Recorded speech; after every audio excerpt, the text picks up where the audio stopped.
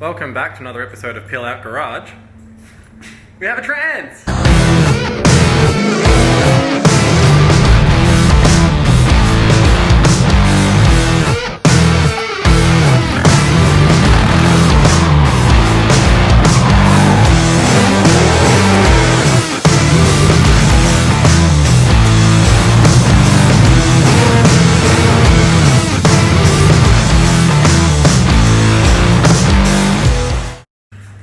So, in the last episode we talked about the fact that I'm going to need a transmission for the car before I can put the engine in.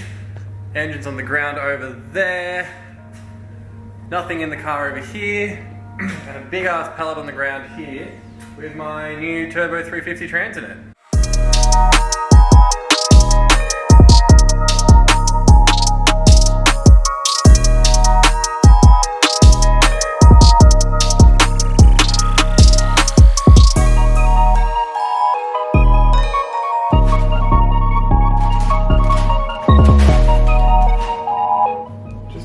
Tip whenever you are making a burger, if you don't do it like this, then you're doing it wrong. So you want to put your chips in here, spread them around nicely. Now you've got a burger.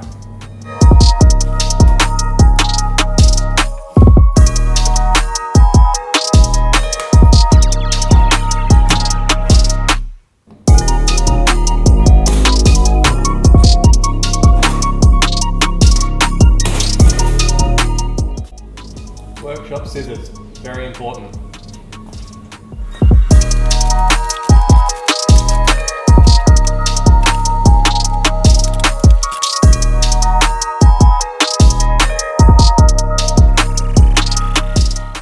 So I went with a Turbo 350 mainly because the tunnel on this is actually pretty small, and I was sort of worried that if I went for a Turbo 400 it wasn't going to fit properly and I didn't really want to cut anything. Also, we're not going for big power. We're probably best case going to have 400, 450 horsepower at the fly. Like really, that's all it's going to be. So this one is rated for 450 horsepower at the fly, or at the torque converter. So that should more than look after what we're looking for. And it's small enough to fit in the tunnel. Well, hopefully, anyway.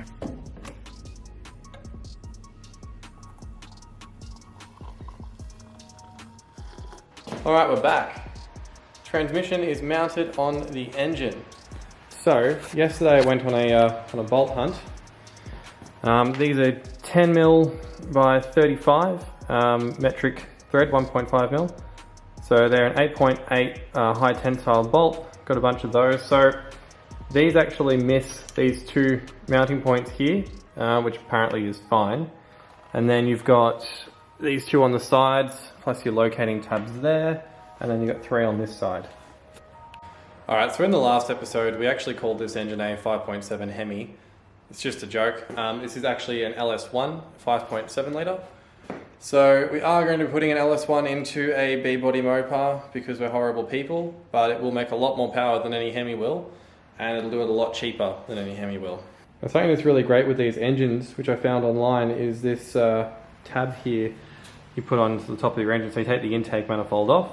This bolts on where the intake manifold, the plate below the intake manifold bolts onto. And then you can use one of these engine levelers. Now I've whipped this up using some bolts and some chains and some different bits to make it all work.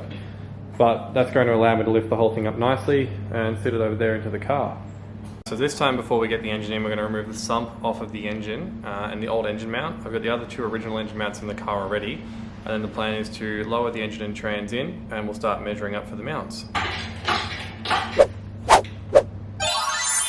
Alright, so the sump is off, so is the oil pickup. That's it there. They've got this really stupid design. So that's the actual oil pickup, where the oil comes in from the block. Then it runs down these tubes to this oil filter at the front. So on the American version, the oil filter mounts directly to this. On the Australian version, the oil filter's down here. I guess it's to fit the K-frame of the Australian cars that they came in. So that's off. Engine's on there, it's level at the moment. We've got, you can see there's nothing under there. So, I've got the mounts in the car there. Plan to lower the engine in, put a jack in from the back to lift up the trans so I can level it, and we'll see how we go.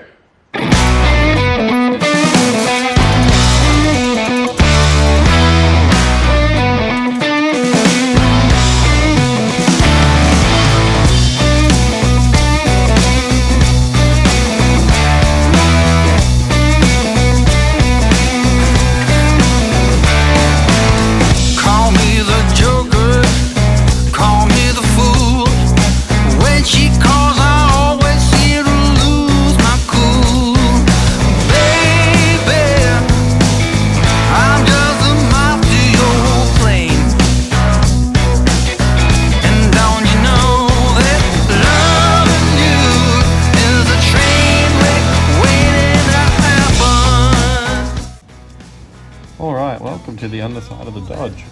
So, we are very, very tight in here. This floor pan clearly not being made for fitting Turbo 350. So the first problem is that this clip is hitting from here.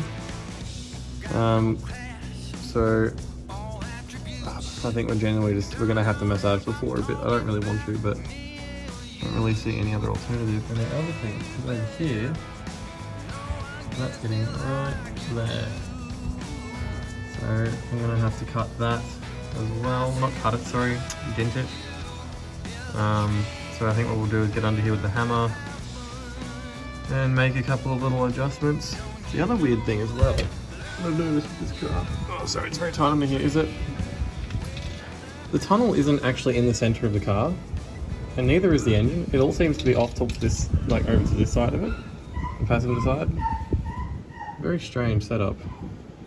Alright, so it's another day. Yesterday we got the engine sitting in the car, ready to make the mounts for it. So today the plan is to lift it back up, get the measurements made so that I can go and get some laser cutting done. Then I will come back, weld all those little bits together, get some rubber bushes for it, get that in the car. Then we can look at making a cross member for it. And then we'll have it mounted basically.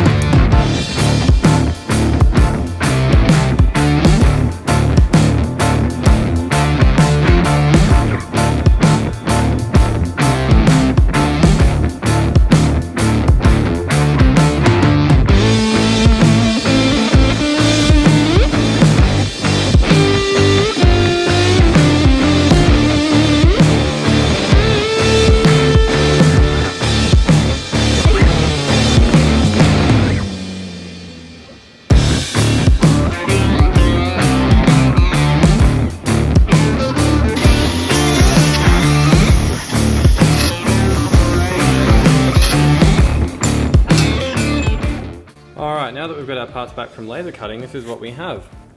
So I've cut the rubber off of the original engine mount.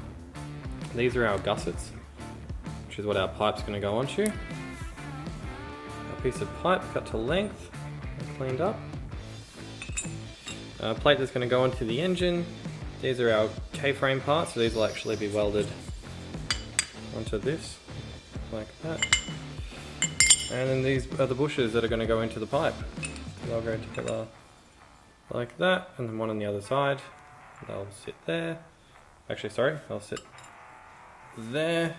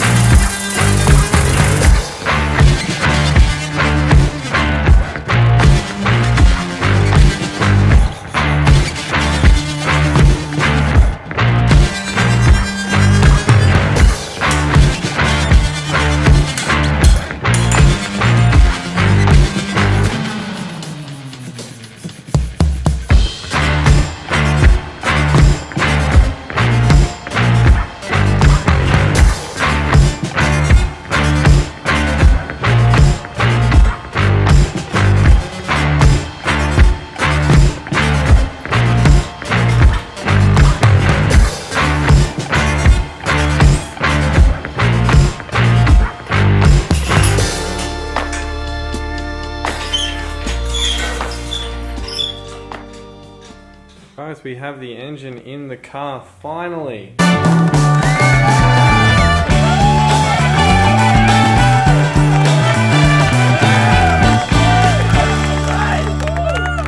Yes!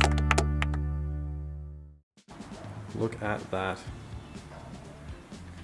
Very, very happy with how this has turned out. I was talking to a mate of mine and we were estimating there's probably about 30 hours of work that's gone into these so far. To all the measuring and thinking and planning and getting everything to work with everything else. Zoom in so you can see the mounts there. Very happy with how these have turned out. I haven't finished welding the engine plates yet. There's